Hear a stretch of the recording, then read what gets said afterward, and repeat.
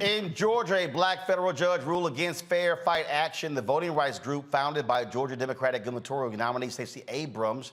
The lawsuit accused Georgia Governor Brian Kemp, then Secretary of State, of using his position as the state's top elections official to promote voter suppression. U.S. District Judge Steve Jones, an Obama appointee, ruled in favor of the state. Judge Jones found that Georgia's election practices do not violate voters' constitutional rights. Judge Jones said this about the case: although Georgia's election system is not perfect, the challenge practices violate neither the Constitution nor the VRA. This is a voting rights case that resulted in wins and losses for all parties throughout the litigation and culminated in what is believed to have been the longest voting rights bench trial in the history of the Northern District of Georgia.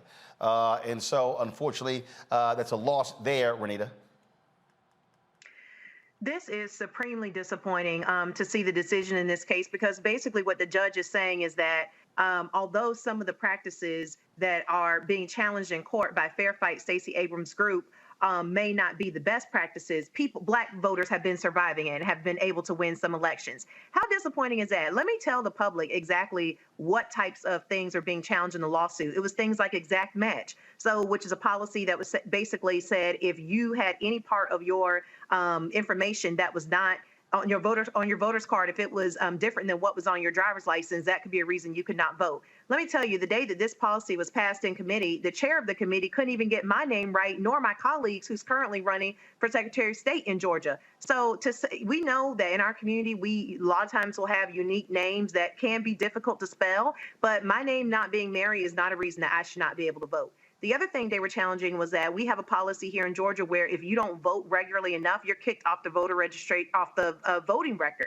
And so these are things. Imagine if the state said to you, hey, you know what? You haven't been driving enough. We're going to take away your driver's license. These policies were absolutely asinine, and these policies were directed at making it really hard to get registered, to stay registered, and to vote if you are a black or brown person living in Georgia. And so it's just extremely disappointing that this judge, who is a black man, could not see and understand why these policies, why he should have sided with the folks who brought the case to talk about the lack of equity for black voters here in Georgia. All right, folks, back to our Roland Martin Unfiltered video in just one moment. When we invest in ourselves, we're investing in what's next for all of us. Growing, creating, making moves that move us all forward. Together, we are black beyond measure. Folks, Black Star Network is here. Oh, no punches! I'm real revolutionary right now. Support this man, Black Media. He makes sure that our stories are told.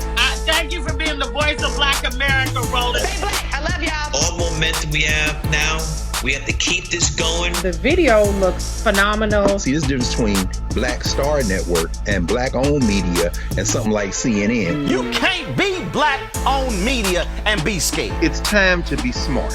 Bring your eyeballs home. You dig?